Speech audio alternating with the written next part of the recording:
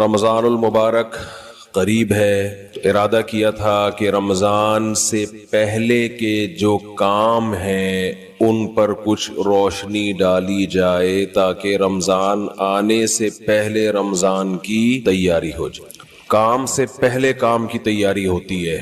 جب کوئی بہت اہم مہمان آنے والا ہوتا ہے تو اس کے آنے سے پہلے انتظام کیا جاتا ہے، اسے کہاں بٹھانا ہے، کہاں سلانا ہے، کہاں نہلانا ہے، واش روم کہاں ہے، کھلانا کیا ہے، کس طرح سے اس کو پروٹوکول دینا ہے۔ آنے کے بعد نہیں ہوتا یہ کام۔ تو رمضان آنے سے پہلے اگر ہم اس کی تیاری کر لیں گے تو اس مہمان کی انشاءاللہ قدر ہوگی، اور عزت دار انسان کو اگر عزت دی جائے تو وہ اس کا بدلہ ضرور دیتا ہے۔ دو قسم کے لوگ ہوتے ہیں نا، ایک احسان فراموش ہوتے ہیں اور ایک وہ ہوتے ہیں جو تھوڑے سے احسان کا بدلہ بھی بہت زیادہ دیتے ہیں۔ احسان فراموش، آپ احسان کرتے رہیں تو ان کی صحت پہ کوئی فرق نہیں پڑتا۔ تو رمضان ایک ایسا مہمان ہے جو احسان فراموش نہیں ہے، بلکہ آپ اگر اس کو عزت دیں گے، اس کا احترام کریں گے، اس کا اکرام کریں گے تو آپ کو بہت نواز کے جائے گا۔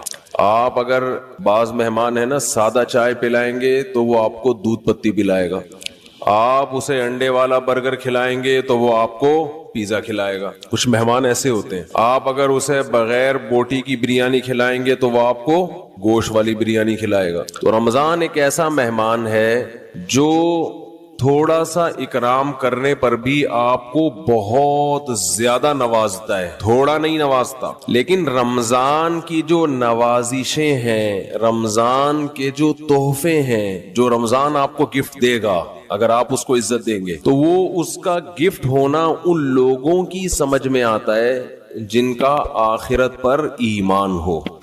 جو آخرت کو نہیں مانتے، دنیا کو مسافر خانہ نہیں سمجھتے، انہیں رمضان جو کچھ دے کر جاتا ہے، جو گفٹ دے کر جاتا ہے، اس گفٹ کی ان کی نظر میں قدر نہیں ہوتی۔ سمجھ میں آ رہی ہے بات؟ مثال سے سمجھاتا ہوں۔ چھوٹے بچے جب پیدا ہوتے ہیں اور فیملی پلاننگ والوں کے غم میں اضافہ ہوتا ہے تو اکثر رشتہ دار بچوں کو لفافوں میں پیسے دے رہے ہوتے ہیں، کچھ کھلونے دے دیتے ہیں، جھنجھنا پکڑا دیا تو بچے کو جھنجھنا اچھا لگتا ہے۔ لیکن اگر کسی رشتہ دار نے 5000 کا نوٹ بچے کو پکڑا دیا، بچے کو وہ سمجھ میں نہیں آتا، حالانکہ وہ جھنجھنے سے زیادہ مہنگا ہے اور اس میں ہزاروں جھنجھنے آ سکتے ہیں۔ لیکن بچہ اپنی حماقت اور بے وقوفی کی بنیاد پر 1-2 روپے والی ٹافی کو تو قدر کی نظر سے دیکھتا ہے، وہ 5-5 ہزار کے نوٹوں کو قدر کی نظر سے، وہی بات جواب آنا چاہیے نا، وہ 5-5 ہزار کے نوٹوں کو قدر کی نظر سے نہیں دیکھتا، کہتے یہ تو ایسا ہی ہے، کھائے گا اس کو۔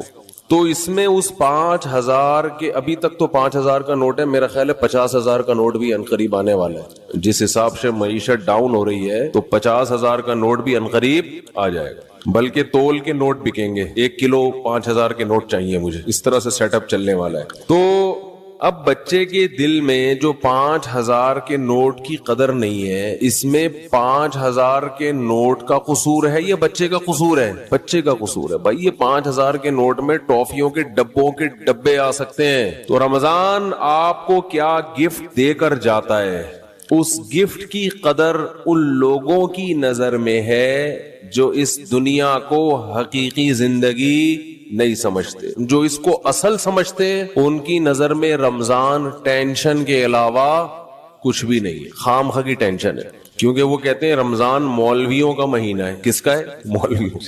سیزن آتے ہیں نا، یہ مولویوں کا ہے۔ تو میں یہ عرض کر رہا تھا کہ رمضان کس کا مہینہ کہلاتا ہے؟ مولاناؤں کا مہینہ، حالانکہ یہ مولویوں کا مہینہ نہیں ہے، یہ مسلمانوں کا مہینہ ہے، ان لوگوں کا مہینہ ہے جو آخرت پر ایمان رکھتے ہیں، اور جن کا آخرت پر ایمان نہیں ہے ان کے لیے رمضان A to Z tension he tension tension he tension. وہ نہ کھلے عام صحیح طرح سے کھا سکتے ہیں, تھوڑی سی بغیرتی کے تانے پڑتے ہیں. 10 آدمی اگر خاموشی سے گزر جائیں گے تو 11واں بولتا ہوا جائے گا کہ شرم نہیں آتی تمہیں, کیا کر رہے ہو, اور بولنا چاہیے. تو میں یہ عرض کر رہا تھا کہ یہ جو رمضان ہے نا, اگر آپ اس کا اکرام کریں گے تو یہ آپ کو بہترین گفٹ دے گا. اب میں بتاتا ہوں وہ گفٹ کیا دے گا آپ کو. وہ گفٹ دے گا اللہ کی محبت. آپ کے دل میں اللہ کی محبت کی چنگاری پیدا کر دے گا. یہ دیکھو, انسان کو جو موٹیویشن ملتی ہے نا کسی بھی عمل کی, وہ یا تو کسی لالچ کی وجہ سے ملتی ہے یا کسی خوف کی وجہ سے.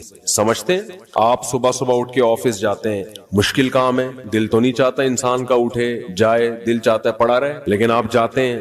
یہاں خوف بھی ہے اور لالچ, محبت, پیسے کی محبت. لالچ کو ہم محبت سے تعبیر کرتے ہیں, ذرا مہذب لفظ ہے.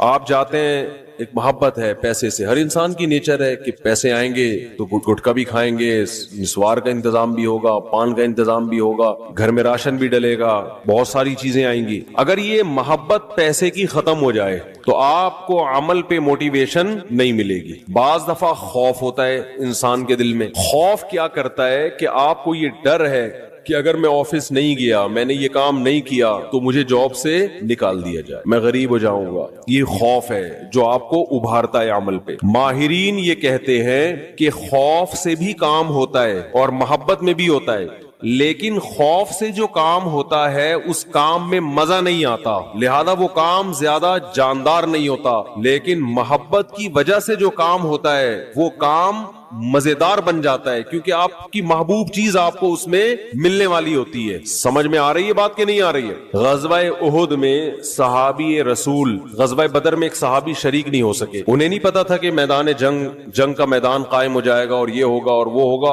انہیں نہیں پتا تھا. جب مسلمانوں کو فتح ہوئی تو انہوں نے منت مانی. منت ہوتی ہے نا, اللہ میرا یہ کام ہو جائے تو میں یہ کروں گا, میرا یہ کام ہو جائے تو میں یہ کروں گا. یہ واجب ہو جاتی ہے, اس لیے منتیں نہیں ماننی چاہیے. لوگ کہتے ہیں نا اللہ میرا فلاں کام ہو گیا تو میں اتنے روزے رکھوں گا, اتنا صدقہ کروں گا, وہ فرض ہو جائے گا آپ کے اوپر, اس لیے ویسے ہی دعا مانگ لیا کریں اللہ سے. بعض لوگ اتنی اونچی اونچی منتیں مان لیتے ہیں پھر ان سے پوری ہوتی نہیں ہے. تو اسلام میں الفاظ کی بہت ویلیو ہے, اور منت زبان سے ہوتی ہے, صرف دل میں ارادے سے نہیں ہوتی. اس کو عربی میں نظر کہتے ہیں, نظر, اردو میں منت. تو ان صحابی کو غزوہ بدر میں شرکت کا موقع نہیں ملا تو انہوں نے منت مانی, نظر مانی کہ اے اللہ اگر دوبارہ کوئی میدان جہاد گرم ہوا تو میں ایسی بہادری سے لڑوں گا, لا یرین اللہ ما اصنع, اللہ دیکھے گا کہ میں کیا کرتا ہوں. بظاہر یہ تکبر والے الفاظ ہیں. بظاہر یہ الفاظ کیا ہیں؟ تکبر والے, کہ اللہ دیکھے گا کہ میں کیا کر کے دکھاتا ہوں. لیکن بعض جملے الفاظ کے اعتبار سے تکبر والے ہوتے ہیں, مگر حقیقت میں ایک ناز کی کیفیت ہوتی ہے. ناز کہ اللہ میں وہ کچھ کروں گا کہ تو بھی دیکھے, خوش ہو جائے گا, تو ایسا کر کے دکھاؤں گا بہادری. جب غزوہ احد میں مسلمانوں کے قدم اکھڑے ہیں, ان صحابی کو اللہ سے کیا ہوا وعدہ یاد آیا کہ میں نے اللہ سے معاہدہ کیا تھا کہ اللہ میں ایسے بہادری کے جوہر دکھاؤں گا کہ تو دیکھے گا کہ میں کیا کر رہا ہوں. تو یہ کیا کر رہے تھے؟ کھجور کھا رہے تھے نا, تو کھجور کا تھیلا انہوں نے پھینکا اور انہوں نے کہا کہ جنت اتنی قریب ہے میرے, اور کھجور کھانے کا وقت بہت طویل ہے, اتنا ٹائم لگے گا اس میں, اف یہ تو بہت دیر ہو جائے گی. اور گئے میدان جنگ میں, بہادری سے لڑے, اتنی بہادری سے لڑے اور شہید ہوئے کہ انگلیوں کے پوروں سے, فنگر پرنٹ سے ان کی بہن نے ان کو پہچانے کہ میرے بھائی کی لاش ہے یہ. قرآن مجید کی آیتیں نازل ہوئیں, من المؤمنین رجال صدقوا ما عاهدوا اللہ علیہ فمنہم من قضى نحبہ ومنہم ينتظر. مومنین میں بعض ایسے بھی ہوتے ہیں کہ اللہ سے جب کوئی معاہدہ کر لیتے ہیں تو اس معاہدے کو پورا کر کے چھوڑتے ہیں. وہ انہی کے بارے میں نازل. تو جب ان کو یقین تھا کہ جنت میرے سامنے ہے تو انہیں وہ کھجور تناول کرنا بھی مشکل لگا. یہ خوف کی وجہ سے نہیں لڑ رہے کہ اگر میں نہیں لڑا تو جہنم میں جاؤں گا, بلکہ کس کی لالچ میں لڑ رہے ہیں؟ جنت کی اور اللہ کی محبت میں لڑ رہے ہیں. تو انسان جب خوف کی بیس پہ کام کرتا ہے اس میں جان نہیں ہوتی, اور جب کسی محبت اور لالچ میں کام ہوتا ہے تو اس کام میں اس کی کوالٹی بہت شاندار ہوتی ہے. تو اللہ نے ہمیں رمضان کا جو مہینہ دیا وہ مہینہ اگر آپ اس مہینے کا اکرام کریں گے تو وہ مہینہ آپ کے اندر اللہ کی محبت پیدا کر دے گا، اور جب انسان کے دل میں محبت پیدا ہوتی ہے تو محبوب کے حکم کو فالو کرنا مشکل نہیں اور آسان بھی نہیں بلکہ مزیدار بن جاتا ہے۔ 3 درجات ہوتے ہیں نا، حکم کی اتباع کرنا مشکل، اور اس سے اوپر کیا ہے؟ مشکل ختم ہو گئی، نہ مزیدار ہے نہ مشکل ہے، لیکن اس سے اوپر کا درجہ کیا ہے کہ حکم پر عمل کرنا کیا بن گیا؟ مزیدار بن جائے گا۔ یہ کیفیت انسان کی ہو جاتی ہے۔ تو اگر آپ رمضان کا حقیقی معنوں میں اکرام کریں گے تو رمضان آپ کو اللہ کی محبت کا گفٹ دے کے جائے گا۔ وہ کیسے؟ زبان آج بہت خشک ہو رہی ہے، پانی نہیں ہے یا موسم میں شاید خشکی ہے، کچھ ایسا سیٹ اپ ہے، موسم میں خشکی ہے میرا خیال۔ تو رمضان جو ہے آپ کو اللہ کی محبت کا، جزاک اللہ، اتنا یک ٹھنڈا پانی بس کافی ہے، یہ گرم نہیں ہے، سادہ، پہلے ہی گلا ہمارا بیٹھا رہتا ہے، اوپر سے اور بٹھا دیں گے۔ تو اللہ کی محبت کا گفٹ دے کے کیسے؟ انسان کی یہ نیچر ہے، یہ فطرت ہے کہ وہ جس کے لیے قربانی دیتا ہے نا، جس کے لیے، تبلیغ والے کہتے ہیں نا، جس چیز پہ جان، مال اور وقت خرچ ہوتا ہے انسان کے دل میں اس کی ویلیو پیدا ہو جاتی ہے۔ ایک غریب آدمی جو رکشہ چلاتا ہو، سارا دن پسینہ بہاتا ہو، اس کو جو دہاڑی یا جو اجرت ملتی ہے اس اجرت کو وہ بڑی احتیاط سے خرچ کرتا ہے۔ اور ایک آدمی وہ ہے جس کے ابا کا انتقال ہوا اور 6 رکشے اس کو وراثت میں مل گئے، ایسا بھی ہوتا ہے نا، وہ ان رکشوں کی ایسی کی تیسی، باپ کا مال سمجھ کے لوگ کہتے ہیں نا اڑا رہا ہے، خود تو محنت کی نہیں ہے، ابا سے وراثت میں ملا ہے، اڑا دیتا ہے انسان۔ تو ہمیں جو ایمان کی نعمت ملی ہے یہ وراثت میں ملی ہے، اس میں ہمارا خون پسینہ، بولو نا کیا ہو گیا، نہیں بہا۔ ابا چونکہ مسلمان تھے، اماں مسلمان تھیں، اس وجہ سے ہم بھی کیا ہو گئے، تو ایک پسینہ نہیں بہا ہمارا، خون کا ایک قطرہ نہیں بہا، تو فری پھوکٹ میں ہمیں کیا مل گیا؟ حضرت بلال کو اسلام فری میں نہیں ملا، وہ جب مسلمان ہوئے گرم ریتوں پہ لٹایا گیا، ان کو سینے پہ بھاری بھرکم پتھر رکھے گئے۔ کیا اللہ نے لوگوں، کچھ لوگ کیسے خاندانی بنائے، وہ نظریات کو فالو کرتے ہیں، وہ کلچر کو فالو نہیں کرتے۔ حضرت بلال کو کیا مل رہا تھا؟ اس میں اچھی والی زندگی گزر رہی تھی، غلام تھے وہ، تو حبشی لوگ غلام ہی ہوا کرتے تھے عربوں کے، کھانا پینا مل رہا تھا، ایک ٹینشن، تو بڑے بڑے پتھر سینے پہ رکھے جا رہے ہیں، گرم ریت پہ لٹایا جا رہا ہے، مگر نعرہ لگا رہے ہیں احد احد، خدا کیا ہے؟ ایک ہے، میں نہیں مانوں۔ کیسے ویژنری، کیسے نظریاتی۔ خباب ابن ارت رضی اللہ تعالی عنہ رسول اللہ صلی اللہ علیہ وسلم کے پاس آئے مکہ میں، وَهُوَ مُتَوَسِّدٌ لَهُ مُتَوَسِّدٌ بِبُرْدٍ لَهُ او کما قال، کہ آپ صلی اللہ علیہ وسلم کی چادر تھی، اس سے آپ صلی اللہ علیہ وسلم کوہنی پہ سر رکھ کے لیٹے ہوئے تھے۔ لوگ کہتے ہیں مسجد میں سونا منع ہے، ایسی ہمارے علم میں کوئی حدیث نہیں ہے، مسجد میں سونا جائز ہے، البتہ مسجد کو سرائے بنا لینا، سونے کی جگہ، سارا محلے کو جہاں جگہ نہیں مل رہی تو کہاں کے سو رہا ہے مسجد میں، یہ غلط ہے۔ نماز کے لیے آئے مسجد میں آپ، اور اگر کوئی آیا نماز کے لیے سستانے کے لیے ذرا لیٹ بھی جائے تو اللہ کی طرف سے کوئی پابندی نہیں، آئے نماز کے لیے۔ ہاں یہ نہ ہو کہ سرائے بنا لیا جائے، مسجد کو ہوٹل بنا لیا جائے کہ جس کو جگہ نہیں مل رہی، گھر میں بیوی سے پڑا ہوا ہے، سارے محلے والے یہاں آ جائیں، لیکن بذات خود جائز ہے مسجد میں سونا۔ اور اگر اکا دکا کبھی کوئی مسجد میں آ بھی جائے صرف سونے کے لیے تو بھی کوئی ناجائز نہیں ہے، ناجائز اس وقت ہوگا جب اس کو عام معمول لوگ بنا لیں۔ حضرت علی رضی اللہ تعالی عنہ کی کچھ ناراضی ہوئی حضرت فاطمہ سے، میاں بیوی میں ہوتی ہے، تو آپ صلی اللہ علیہ وسلم جب گھر گئے حضرت فاطمہ سے ملے، پتا چلا بھئی کچھ ناراضی ہوئی ہے، اور حضرت علی مسجد چلے گئے، تو وہاں حضرت علی مٹی میں لیٹے ہوئے تھے، آرام کر رہے تھے، اسی پہ آپ صلی اللہ علیہ وسلم نے فرمایا یا ابا تراب، اے مٹی والے۔ تو اسی کے بعد حضرت علی اپنی کنیت کیا کہتے تھے؟ ابو تراب۔ اس سے پتا چلتا ہے کہ اگر کوئی مسجد میں آ کے لیٹ جائے